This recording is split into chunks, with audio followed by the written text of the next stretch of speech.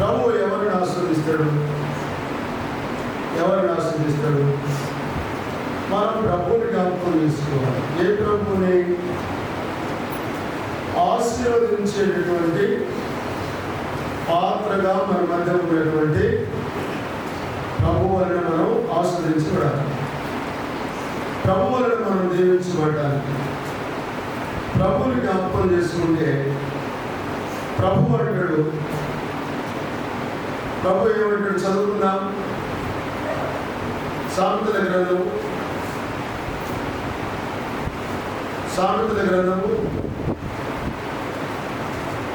23వ అధ్యాయము 26వ వచనం. సామెతల గ్రంథము 23వ అధ్యాయము 26వ వచనం. నా కుమారుడా, నీ హృదయమును నాకు ఇమ్ము, నా మార్గములు నీ కరుణకు ఇంపుగా ఉండలేము. ప్రార్థన చేసుకుందాం. ప్రేమగల తండ్రి, మీ వందనాలు. ఈ వాక్యాన్ని ఆస్వాదించి దీవించము. వినగల చెవి, గ్రహించే హృదయము, మిమ్మల్ని చూచే కరుణ, లోబడే స్వభావాన్ని దయచేయమని, మా కరుణకున్న పనులను, హృదయానికి ఉన్నటువంటి కొవ్వును, ఆ ముసుగులు ప్రభావం మీద తీసివేసి కాబట్టి దేవుడు భూమిని, ఆకాశాన్ని ఇచ్చాడు. కొంచెం నాకు వచ్చేది ఇంటి స్థలం ఉంటుంది కనుక మీకు ఇంటి స్థలాలు, ఇండ్లు, మరి పొలాలు, ఎకరాల కొద్ది భూములు దేవుడు ఇచ్చాడు. ఎకరాల కొద్ది భూములను దేవుడు మీకు ఇచ్చాడు. ప్రభు అడిగేది ఏంటిది? మీ దగ్గర నుంచి, మన దగ్గర నుంచి, నా కుమారుడా నీ హృదయమును నాకు ఇమ్ము. కాబట్టి దేవుడు మనకి ఎంతో ఇచ్చాడు. ఈ సృష్టిలో ఉన్నటువంటి సమస్తాన్ని దేవుడు మనకిచ్చాడు. మనకిస్తే మన నుంచి దేవుడు మనకిచ్చింది ఎటువంటిది? చదువుకుందాం. ఆదికాండము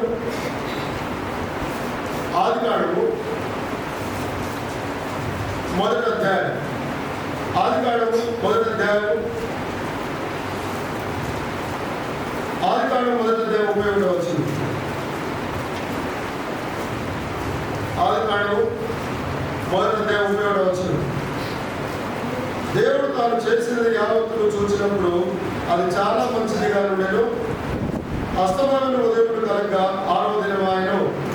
అంటే దేవుడు సృష్టించింది సమస్తము మంచిదిగా కాదు, చాలా మంచిదిగా ఉండేది అని రాబడింది. చాలా మంచిగా ఉండేటువంటి లోకాన్ని తయారు చేసి మనకి ఇచ్చాడు ప్రభు. అందు గురించే మనం మరి అనేక రకాలైనటువంటి పంటలు పండిస్తూ ఉన్నాం, అనేక రకాలైనటువంటి భోజనం చేస్తూ ఉన్నాం. కాబట్టి ప్రభు మనకి ఇచ్చింది మనం అడిగిన దానికంటే, ఊహించే దానికంటే కూడా ఎక్కువనే ఇచ్చిండు ప్రభు. మనం ఆదికాండంలో 3వ అధ్యాయంలో చూస్తే, నువ్వు భూమి మీద ఉండకుండా దేశాన్ని మరువైపోదు అని చెప్పి కయీనుతో దేవుడు చెప్తా వచ్చాడు. ఆదామును శపించిండు, కయీను కాలంలో నేలను శపించిండు. కాబట్టి శాపగ్రస్తమైనటువంటి మానవుడికి ఈ మంచి లోకాన్ని ఇచ్చినప్పుడు దాన్ని మానవుడు ఆజ్ఞాతిక్రమించి చేసిన పాపాన్ని బట్టి, ఆదామేమో ఆజ్ఞాతిక్రమించి పాపం చేస్తేనేమో ఏమైంది? ఆదాము శపించబడి కనుక తన తమ్ముడు చంపి నరహత్యనేటటువంటి పాపం చేసిన కయీను నేల మీద ఉండకుండా అని రాయబడింది. ఇక్కడ రాయబడింది, ఎవరు రాయబడింది?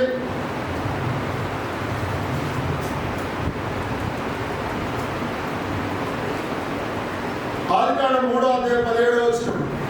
ఆయన ఆదాముతో, నీవు నీ భార్య మాట విని తినొద్దని నీకు ఆజ్ఞాపించిన వృక్షఫలము తిని కనుక నీ నిమిత్తం నేల శపింపబడి ఉన్నది, ప్రయాసముతో నీవు బ్రతుకుతున్న నీవు దాని పంట తిందువు. ప్రయాసంతో అంటే 18వ వచనం కూడా, అది ముళ్ళ తుప్పలను, గచ్చ పొదలను నీకు మొలిపించును, పొలంలోని పంట తిను. ఈ పొలం లేకుండా తోటలో ఉన్న చెట్ల పొలాలు తిని బ్రతికినటువంటి తనకు అత్యక్రమం. తర్వాత తన తమ్ముడు చంపిన దాన్ని బట్టి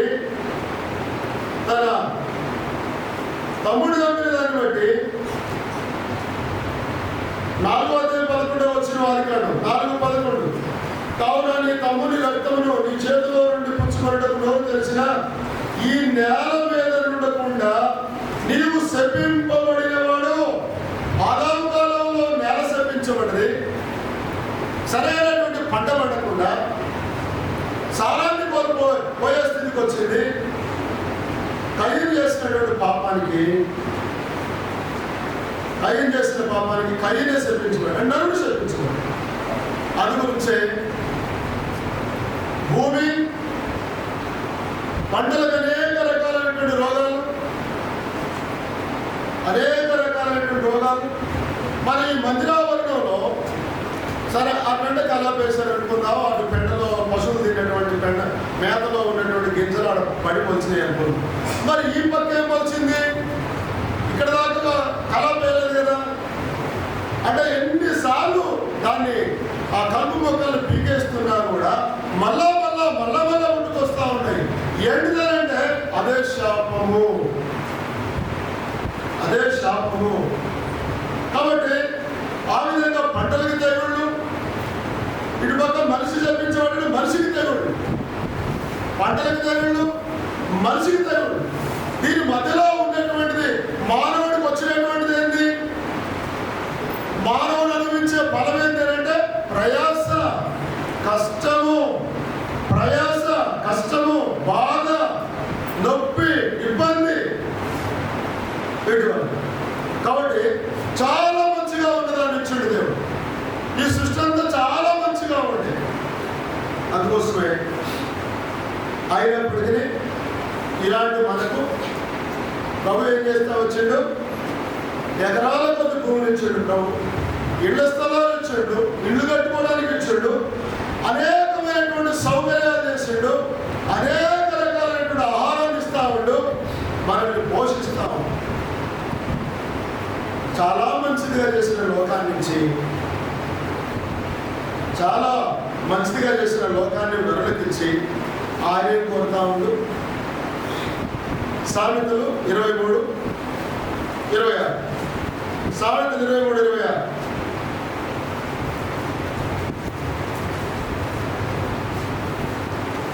నా కుమారుడా, నీ హృదయం నాకేమో నా మార్గములు నీ కరుణకు విప్పుగా ఉండలేదు. చాలా కొద్దిసేపు ఎందుకంటే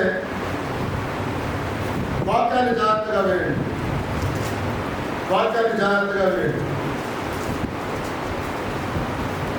మేమున్న కాలంలో హైదరాబాద్లో ఓపెన్ ఎయిర్ చేసినాం, మేము సువార్త చేసినాం. హైదరాబాద్ చుట్టుపట్ల సరౌండింగ్స్ చుట్టూ చేసేది. తర్వాత బయటికి పోతే స్థానిక హైదరాబాద్లో ఉన్నటువంటి ఏవైతే స్థానిక సంఘాలు ఉన్నాయో, లేదా బ్రాంచీలు, లోకల్లో బ్రాంచెస్ ఏదైతే ఉన్నాయో ఉప సంఘాలు, వాళ్ళు సెకండ్ సాటర్డే రోజు పిలిస్తే మేము సెకండ్ సాటర్డే రోజు 5,000-6,000 ఉండేది నాకు తెలిసి.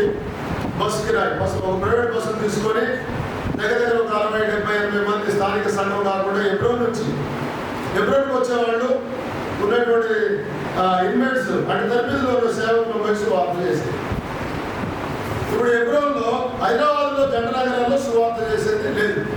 ఏడ చేసినా కూడా అందుకు 4 గమనిస్తారు, బయట మొత్తం ముళ్ళ కట్టుకొని ఇస్తారు. చేయట్లే. అది గురించి హైదరాబాద్లో ఏరియాకి వస్తా ఉన్నారు సువార్త చేయడానికి. ఇది వాళ్ళు చేస్తున్నారు. సువార్త ప్రకటించకపోతే నెమ్మది ఉంటారు. కానీ ఈ ప్రాంతానికి వస్తూ ఉన్నారు. అందుకోసమే సువార్త ఇప్పుడు రేపు ఎలాంటి పరిస్థితులు వస్తాయో తెలియదు. రేపు ఏ ప్రభుత్వం వస్తుందో తెలియదు. ఇప్పటికీ మత మార్పిడి చట్టాలు చాలా తీవ్రంగా వచ్చినాయి. కర్ణాటకలో బీజేపీ ప్రభుత్వం ఉన్నప్పుడు వచ్చింది, ఛత్తీస్గఢ్లో వచ్చింది, మధ్యప్రదేశ్లో వచ్చింది, మహారాష్ట్రలో కూడా ప్రయత్నం చేస్తూ ఉన్నారు, రాజస్థాన్లో వచ్చింది. బీజేపీ పాలిత ప్రాంతాల్లో చాలా మటుకి అది అమలైంది, చట్టాన్ని చేశారు. మళ్ళీ వేరే ప్రభుత్వం వచ్చి దాన్ని సవరణ చేస్తే తప్ప ఈ మధ్యకాలంలో వాళ్ళది మొత్తం ప్రభుత్వం వాళ్ళదేనా. వాళ్ళు దేవుని బిడ్డలు వ్యతిరేకించేవాళ్ళు మందిరాల్లో కొంచెం గొడవ చేస్తూ ఉంటే విశ్వాసులు ఎదుర్కొంటారు సేవకుల దగ్గరికి రాకుండా. వాళ్ళు పోలీసులు వచ్చి నిలబడి చూస్తూ ఉన్నారు.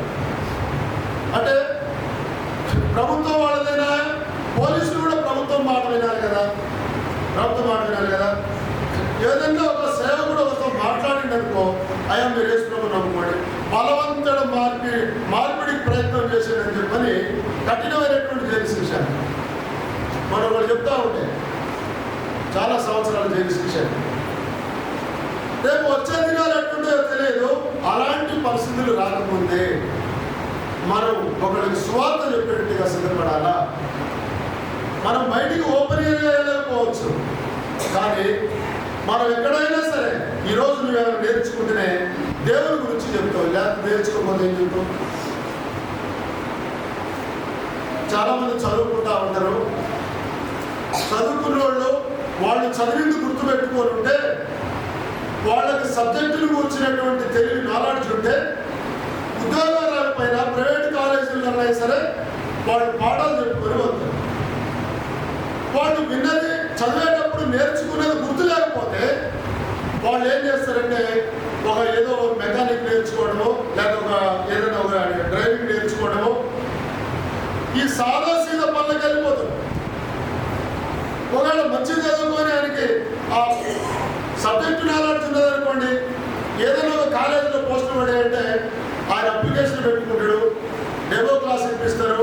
పిల్లలు కనుక సార్ చెప్పింది మంచిగా చెప్తా ఉంటే సబ్జెక్టు మాకు అర్థమైంది సార్ అని పిల్లలు చెప్తే అప్పుడు ఆ స్కూల్లో ఆయనకి లెక్చరర్గా పోస్ట్ ఇస్తారు. లేకపోతే ఓ పిల్లోడు బిటెక్ చేసిండు, గమనిస్తుడు, మన దగ్గర కూడా పరిచయం చేసిండు ఒక రోజు. మళ్ళీ ఎంటెక్ చేస్తా ఉండే అందులో ఎంటెక్ చేస్తా మళ్ళీ బీటెక్ వాళ్ళకి ఆయన క్లాస్ చెప్తా వచ్చాడు. మళ్ళీ అంటే ఫ్యాకల్టీ చేస్తా వచ్చాడు.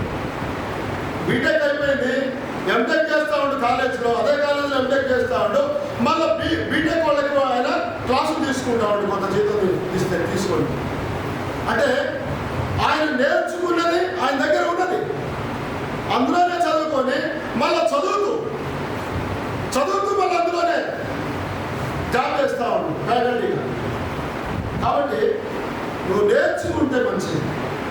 రానున్న దినాలు ఎట్లుంటుందో తెలియదు, అందు గురించే మనకు మంచిది ఇచ్చాడు.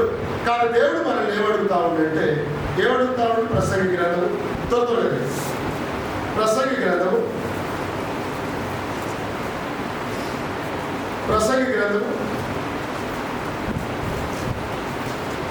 9వ అధ్యాయం 3వ వచనం తీస్తే చదవండి. ప్రసంగి 9:3.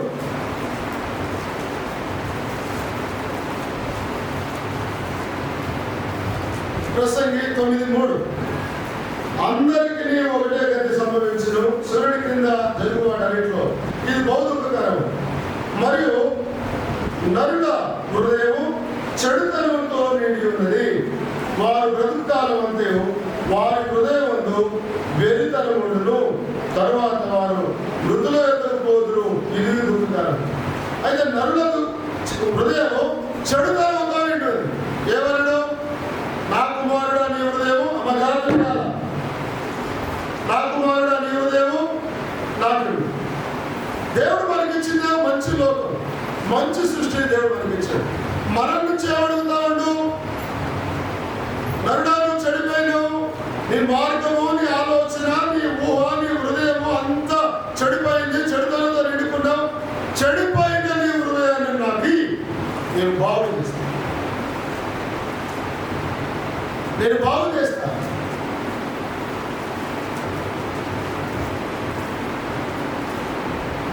మత్తయి సువార్త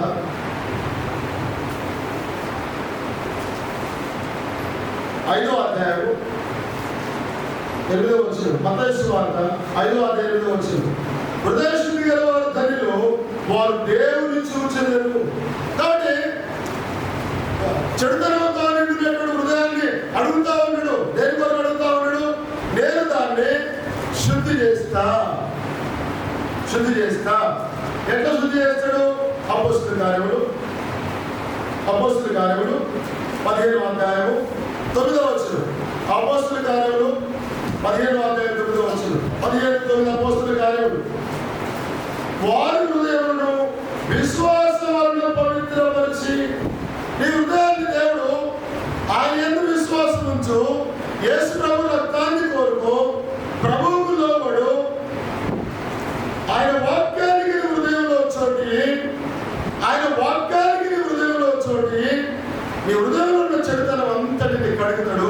ఆయన పరిశుద్ధపరుస్తాడు, ఆయన పవిత్రపరుస్తాడు నీ హృదయాన్ని. ఎందుకంటే ఇంత లోకాన్ని దేవుడు మనకించి మంచిగా చేసిన లోకాన్ని మనకించి చెడిపోయిన మన హృదయాన్ని ప్రభు ఏమని చెప్తాము, దాన్ని బాగు చేస్తానని చెప్తాము. దాన్ని బాగు చేస్తా, దాన్ని పవిత్రపరుస్తా. ఎందుకు అంటే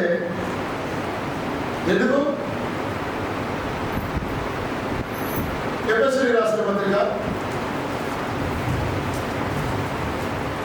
3వ అధ్యాయము, ఎఫెసీయులకు రాసిన పత్రిక 3వ అధ్యాయం.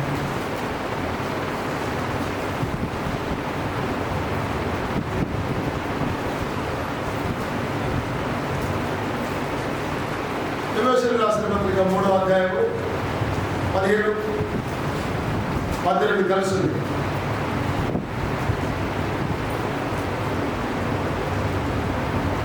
17-18 కలిసింది. మీరు అంతరంగ పురుషుని యందు శక్తి కలిగి ఆయన ఆత్మ వలన బలపరచబడినట్టుగాను, క్రీస్తు మీ హృదయములో విశ్వాసం ద్వారా నివసించినట్లుగాను. దేవుడు నివసించే స్థలము నరుని హృదయం. ఇది పాడైపోయింది, ఇది దేవుడు కావాలి. నీ హృదయం పాడైపోయింది, నీ ఆలోచనలు పాడు, నీ ఊహ పాడైంది కనుక నీ మాటలు చెడ్డ మాటలు, నీ జీవితం నువ్వు చేసే పనులు చెడ్డ పనులు, నీ జీవితం చెడిపోయింది. నీ హృదయాన్ని ఎంతకాలం ఆ చెడ్డ హృదయాన్ని మోసుకొని పోతా ఉంటాం, మోయలేని బరువులు రబ్బడుతా ఉండి నీ హృదయం నాకు. ఎందుకంటే ఆయన కావాలి. నరుని యొక్క హృదయము దేవునికి నివాస స్థలము.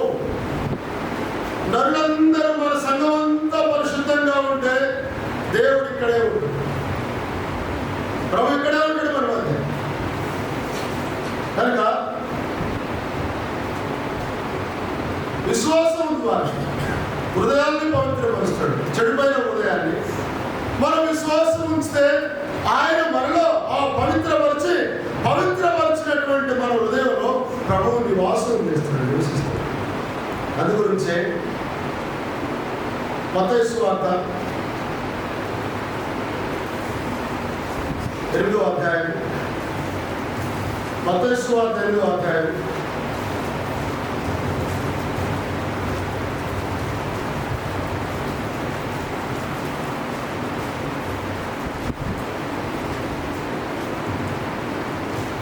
8వ అధ్యాయం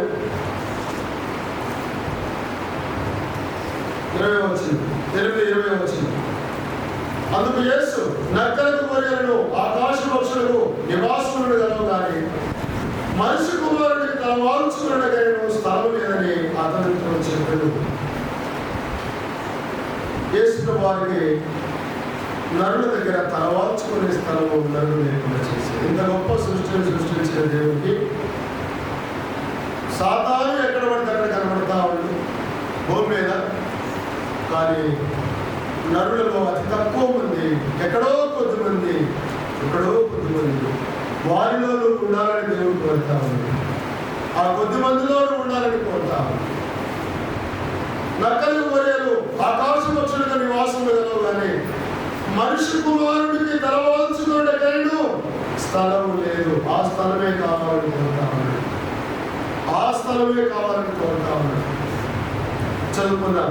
ఆ స్థలమే కావాలని కోరుతా ఉన్నాడు. 9వ అధ్యాయం మత్తయి సువార్త 9వ అధ్యాయం మత్తయి సువార్త 9వ అధ్యాయం 9వ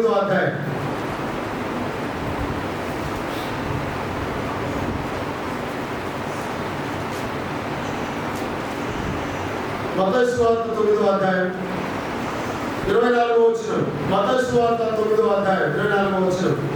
సమరయుడి ఇది చిన్నదని గ్రహించున్నదే కానీ చనిపోలేదని వారితో చెప్పగా వారు ఆయనను అపహసించి జనసమూహం పంపివేసి ఆయన లోపలికి వెళ్ళి ఆమె చేయి పట్టుకోగానే ఆ చిన్నది లేచును.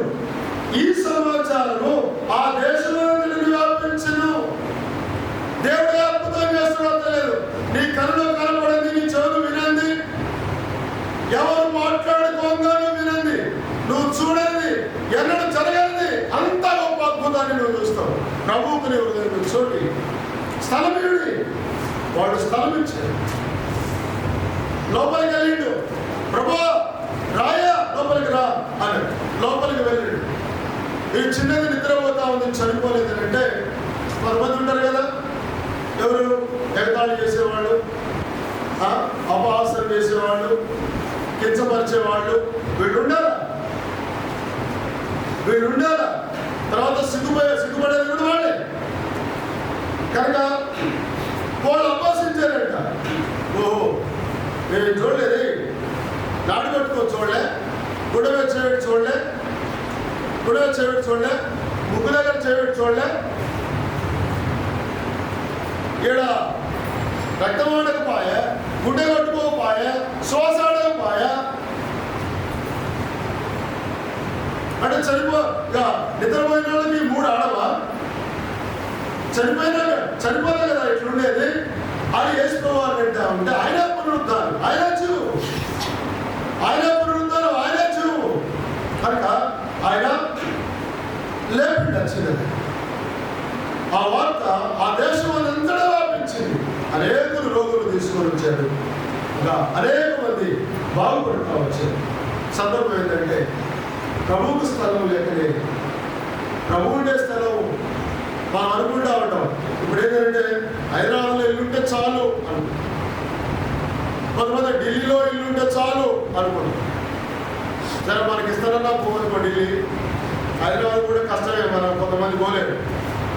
నా ఏదన్నా ఇక్కడ ఏం కానీ హైదరాబాద్లో మేము చాడేం చేస్తాం, మాకు ఇండ్లు భూములు ఉన్నాయి. కాబట్టి ఎక్కడైనా ఒక నివాసం అని, ఒక నివాసం దేవుడికి కావాలి. మనకు కావాలి ఈ లోకంలో ఎక్కడైనా రాకుండా బాగుంటుంది అన్నాడు. కానీ ప్రభు మనకు మంచిది ఇచ్చాడు. ఆయన చెడిపోయింది అడుగుతాడు, నా కుమారుడా, నా కుమార్తె చెడిపోయిన హృదయాన్ని నాకు అంటే ఏం చేయాలా? హృదయాన్ని లోపరచాలి, వాక్యానికి లోపరచాలి. అపోస్తల కార్యములు 7వ అధ్యాయం, అపోస్తల కార్యములు 7వ అధ్యాయం 51వ వచనం. అపోస్తల కార్యములు 7:51. ముష్కరులారా, హృదయములను చెవులను దేవుని వాక్యములకు లోపరచని వారులారా, మీ పితరుల వలె మీరును ఎల్లప్పుడూ పరిశుద్ధాత్మను ఎదిరించుతున్నారు.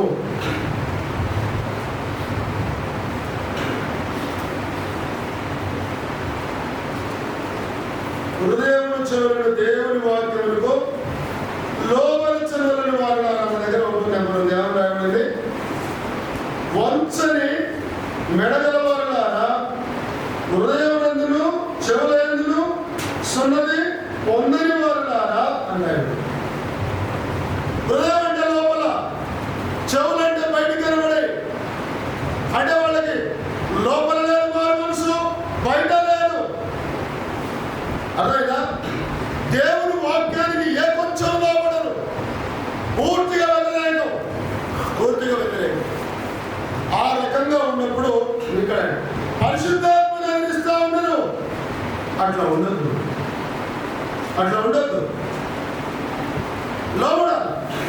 లోపరచాల హృదయాన్ని, చెవులను దేవుని వాక్యానికి లోపరచాలి. లోపరిస్తే లోబడిన వాడు బుద్ధిమంతుడు, శిక్షను తప్పించుకుంటాడు. అదేవిధంగా లోబడ అప్పుడు ప్రభు నిన్ను ఆశీర్వదిస్తాడు. ఆయన ఏమంటాడు? ప్రభు యోహాను సువార్త పలికిన మాటను గుర్తు చేసుకుందాం.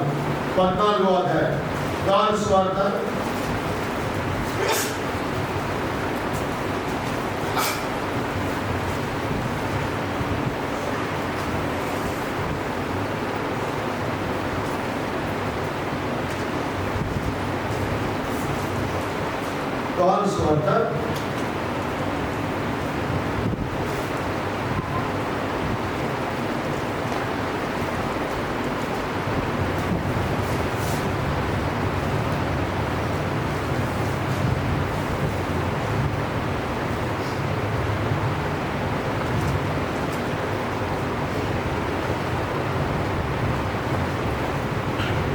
14వ అధ్యాయం 18వ వచనం.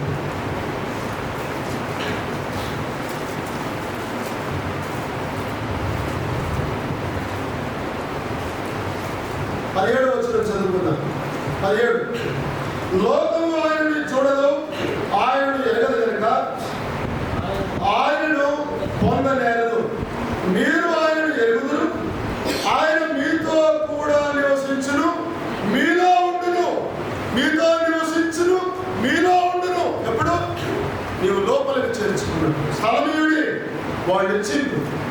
చనిపోయిన బిడ్డ మరలా జీవాన్ని వస్తుంది, బ్రతికింది. ఏడ్చే తల్లిదండ్రులకు సంతోషం కలిగింది. నీ జీవితంలో అద్భుతాలను చూస్తావు. చెడిపోయిన నీ హృదయము దేవునికి దాన్ని పవిత్రపరుస్తాడు, ఆయన నివసిస్తాడు, ఆయనకి నివాస స్థలంగా ఉంటుంది.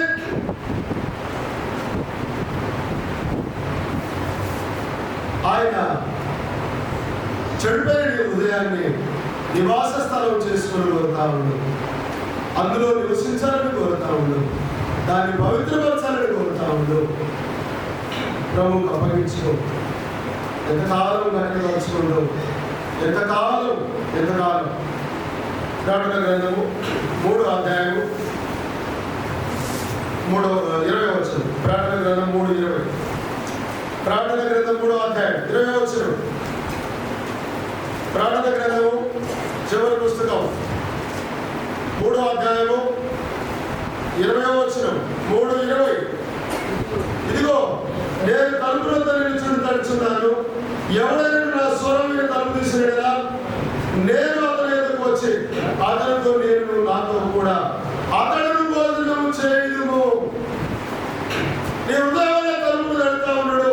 ప్రభువా నా హృదయానికి రా, ప్రభువా నా హృదయాన్ని పవిత్రపరుస్తున్నట్టున్నావు, పవిత్రం చేస్తున్నట్టున్నావు, ప్రభువా నా హృదయంలో నివసిస్తున్నట్టు ఉన్నావు. ప్రభువా నీలోనికి వస్తానని చెప్తా ఉన్నావు. ప్రభువా రా అయ్యా, నిన్ను ఆహ్వానిస్తున్నా. జక్కయ్యతో ప్రమాణుడు, జక్కయ్య నేను నీ ఇంకా ఉండవలసింది కానీ సంతోషంతో నేర్చుకున్నాడంట. యేసు ప్రభు లోపలికి రాగానే అన్యాయంగా సంపాదించే క్రమం అంతా బయటికి వెళ్ళిపోయి అబ్రాహం సంతానంగా చేయడు. అబ్రాహం కుమారుడుగా బిరుదు పొందే అబ్రాహం కుమారుడిని ప్రభు చేత సాక్ష్యం పొంది ఆత్మ సంబంధమైన సంగతుల యొక్క విలువ తెలుస్తుంది. వాటిని కావాలని దేవుడికి లోబడ్డారు. ఈ ఆత్మ లేనటువంటి వాళ్ళు వాళ్ళ ఇష్టానుసారంగా విన్నంతసేపు వింటారు, తర్వాత వెళ్ళిపోతారు దులుపుకొని. అక్కడ వరకే అట్లుండొద్దు. ఇదిగో తలుపు వద్ద నిల్చుని తడుచున్నాను. ఎవడైనా స్వరం విని తలుపు తీసినట్లా నేను అతని దగ్గరకు వచ్చి అతనితో నేను నాతో కూడా భోజనం చేయడము. తలుపు తీయి.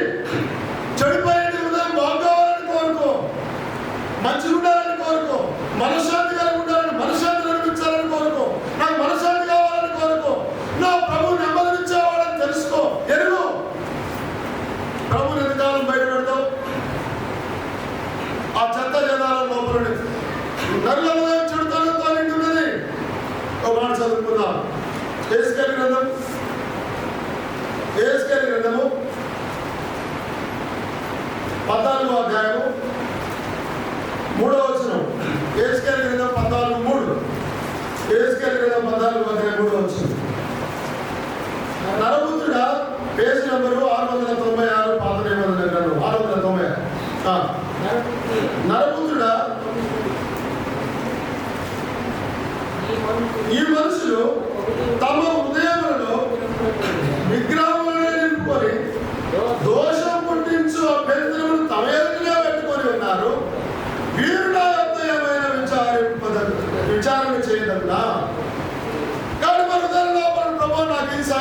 సాయం చేయండి. ఏం చేస్తాడు ప్రభు?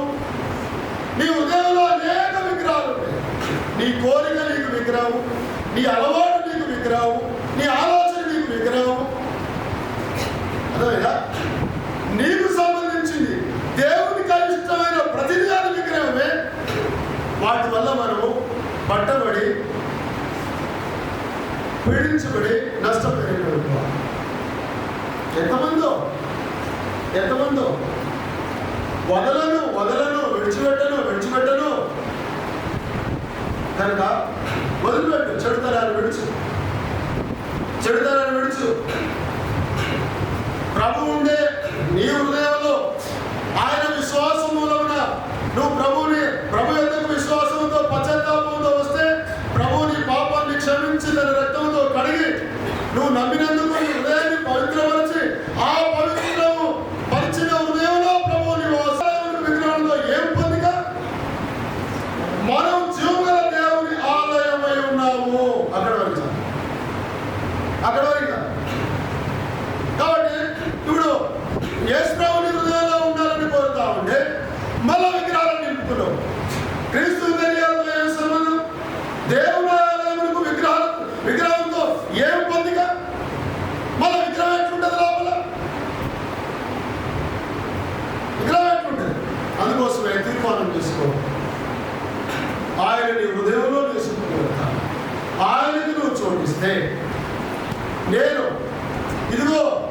తలుపులందరికీ నిల్చుని తలుచున్నాను. ఎవడైనా నా స్వరం విని తలుపు తీసేలా నేను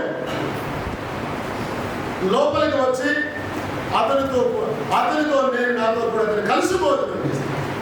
ప్రభు యొక్క సావాసంలో ప్రభువుని హృదయంలో చోటిస్తే ఈ మాట మనకు చెంది. ఏం మాట? నిర్గమకాండము 20వ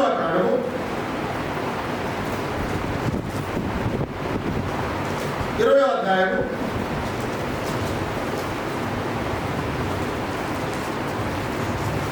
24వ వచనం. నిర్గమకాండము 20వ అధ్యాయము 24వ వచనం. నిర్గమకాండము జాగ్రత్త వినాల.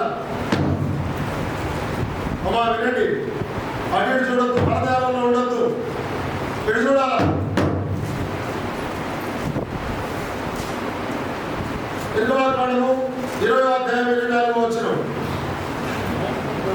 మంటి బలిపీఠమును నా కొరకు చేసి దాని మీద నీ దాన బలులను సమాధాన బలులను నీ గొర్రెలను నీ ఎద్దులను అర్పింపవలెను. నేను నా నామమును జ్ఞాపకార్థముగా నుంచు ప్రతి స్థలములోనూ నీ యొద్దకు వచ్చి నిన్ను ఆశ్రయించను.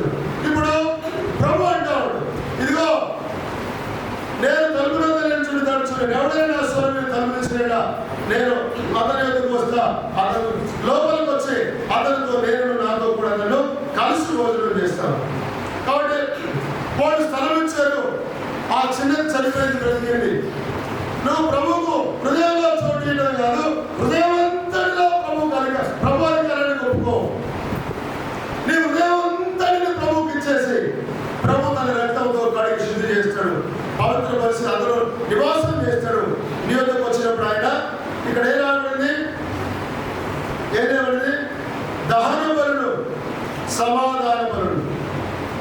దహన బలి అంటే బలిని దహిస్తాడు, అంటే దాని రూపం పూర్తిగా కోల్పోతా ఉంది. అంటే దాని అర్థం ఏంటిది?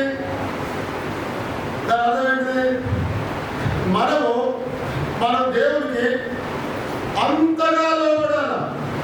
అంతగా లోబడటం అంటే కొన్నింటికి కాదు. మనకి మన మీద ప్రభువుకి అధికారం ఉంది. మనం ఆయన సొత్తు, మనం కాదు, మనం దేవుని సొత్తు. కాబట్టి ఇక మన ఇష్టానుసారం ఏముండదు.